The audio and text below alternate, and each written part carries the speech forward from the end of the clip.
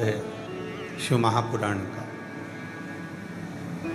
चंचुला देवी अपने पति का अंतिम संस्कार कराकर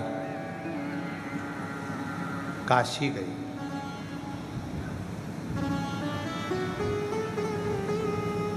चंचुला देवी ने यह सुन रखा था, चंचुला देवी के मन में यह भाव आ गया था कि मैं बेधव्य हो गई, पति चले गए। आंखों में नीर भरी थी, जल रो रही थी, पति गए।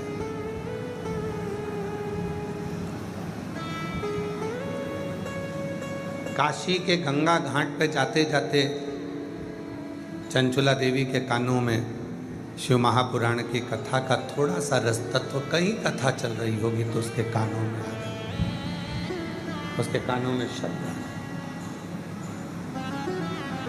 कुछ शब्द चंचुला देवी के कानों में शिव महापुराण के आ गए, कुछ शब्द।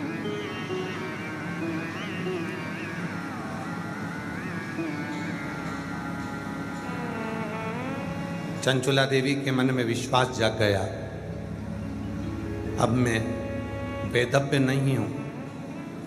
अगर मैंने शंकर भगवान की साधना करी है, शिव की उपासना करी है, तो ये पक्का है कि मैं मरने से पहले अखंड सौभाग्यवती होकर अपने पति के लोक में चली जाऊंगी। अपने पति के विश्वास, भरोसा, दृढ़ता उसके अंतर्गत आ गया, विश्वास जागृत हो गया उसका।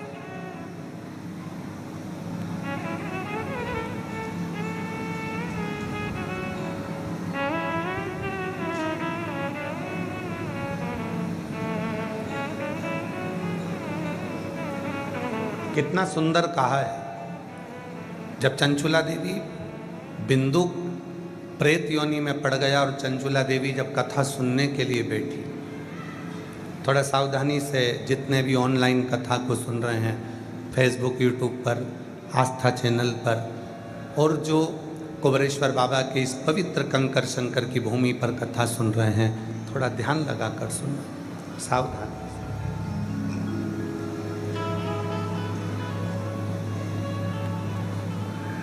चंचुला देवी पति प्रेत योनि में पड़ा हुआ है और चंचुला देवी तुमरुका जी के मुख से कथा सुनने के लिए बैठी,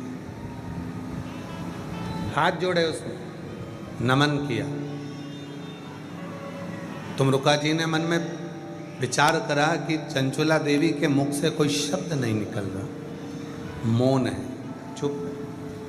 क्या बात है चंचुला, तुम कुछ पूछ नहीं रही हो, तुम कुछ बोल नहीं रही हो, क्या हुआ? चंचुला देवी बस हाथ जोड़कर नेत्र बंद कर कर मौन होकर बैठ गई।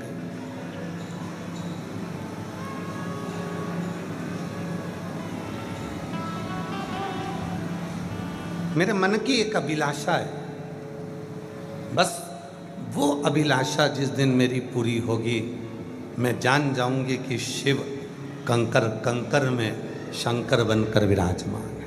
मेरे मन, चंचुला देवी के मन में एक भाव था। तुमरुका जी ने हाथ जोड़कर ईसर गोरा बनकर आए हुए भगवान शिव और पार्वती जी से पूछा, प्रार्थना करिए। चंचुला के मन में चल क्या रहा? शिव जी मुस्कुराकर बोले, चंचुला जो मांग रही है वो दुनिया की किसी स्त्री ने आज तक नहीं मांगा। क्या मांग रही है? शिव जी बोले, बड़ा मुश्किल है देना।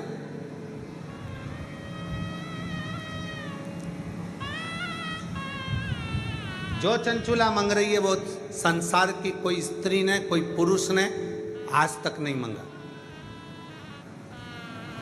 और इस अवस्था में आने के बाद तो कभी नहीं मांगा।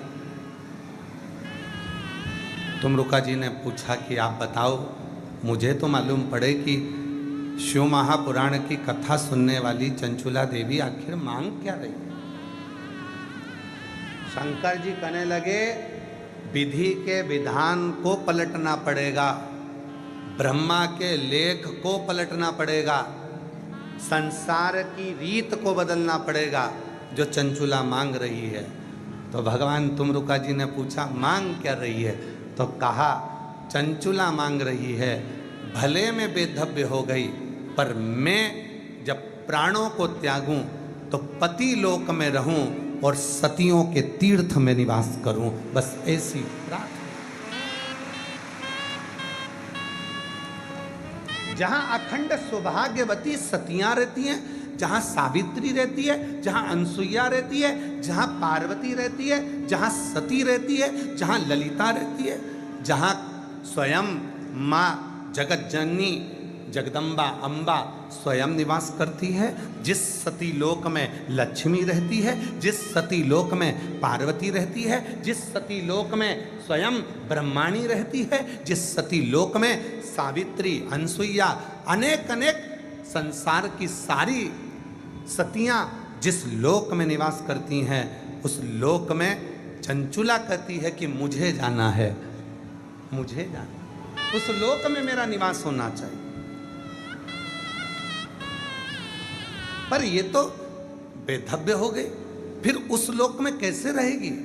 शिव जी बोले यही तो टेंशन है, विधि के विधान को पलटना पड़ेगा, ब्रह्मा के लेख को पलटना पड़ेगा, और अगर इसने कथा पूरी सुन ली तो फिर विधान पलटना ही पड़ेगा और मुझे आखिरी में से पति के लोक में अखंड सौभाग्यवती बनाकर भेजना ही पड़ेगा, भेजना।